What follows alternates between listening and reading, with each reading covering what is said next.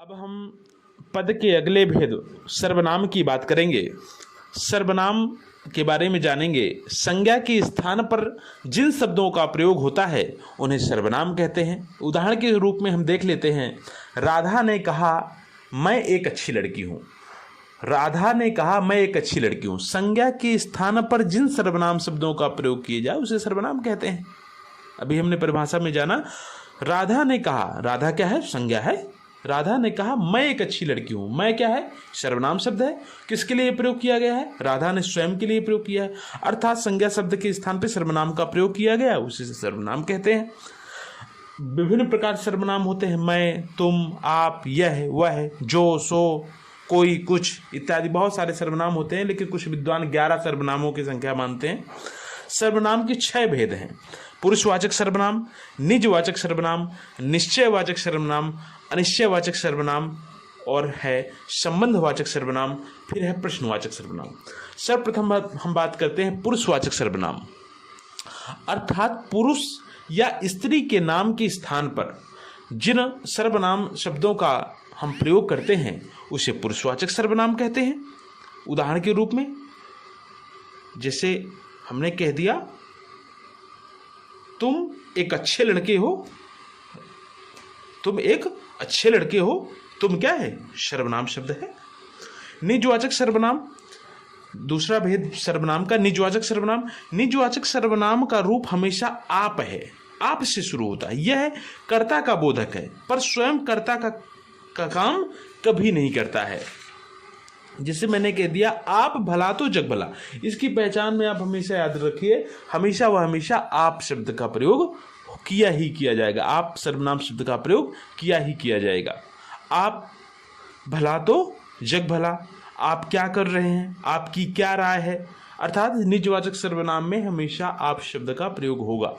निश्चयवाचक सर्वनाम, जिसमें वस्तुओं की निकटता या उसकी दूरी का बोध हो, वहाँ पर निश्चयवाचक सर्वनाम होता है। जहाँ निश्चितता का बोध हो जाए वहाँ निश्चयवाचक सर्वनाम होता है।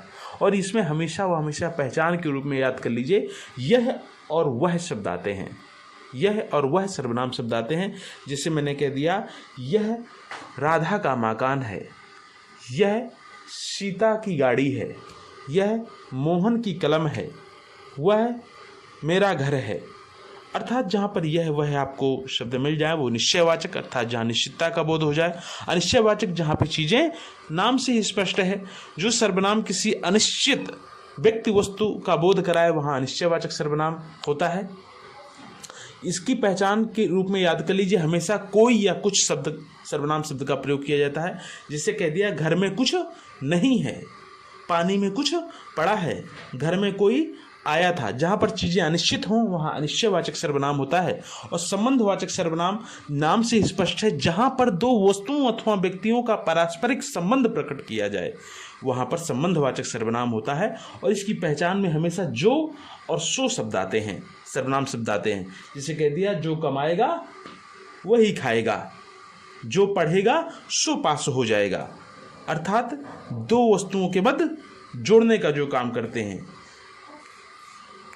प्रश्नवाचक सर्वनाम, प्रश्नवाचक सर्वनाम में प्रश्न करने के लिए जिन सर्वनामों का प्रयोग किया जाता है उन्हें प्रश्नवाचक सर्वनाम कहते हैं। कौन आया था, तुम क्या कर रहे हो, इत्यादि। इस प्रकार से हमने जाना कि पद के जो 5 भेद हैं, संज्ञा, सर्वनाम, क्रिया, विशेषण और अव्यय, उनमें से सर्वनाम के 6 भेद, पुरुषवाचक सर्वनाम, निजवाचक सर्वनाम, निश्चयवाचक सर्वनाम, अनिश्चयवाचक सर्वनाम और संबंधवाचक सर्वनाम, फिर प्रश्नवाचक सर्वनाम। और इन पहचानों को कंठस्थ करते हुए कि इनकी क्या क्या पहचान है अच्छे से तैयार करिए। और अगर उसके बावजूद भी कुछ डाउट होता है तो आप कमेंट बॉक्स में उस डाउट को डाल करके ज़रूर क्लियर कर लीजिएगा। और इस बहुत ही आसान चीज़ें हैं, इन पे गलतियां ना हों और इनसे आया हुआ प्रश्न आपका गलत नहीं होना चाहिए, मैं ऐसी उम्मीद करता हूं। धन्यवाद। अब हम पद के अगले भेद सर्वनाम की बात करेंगे। सर्वनाम के बारे में जानेंगे। संज्ञा के स्थान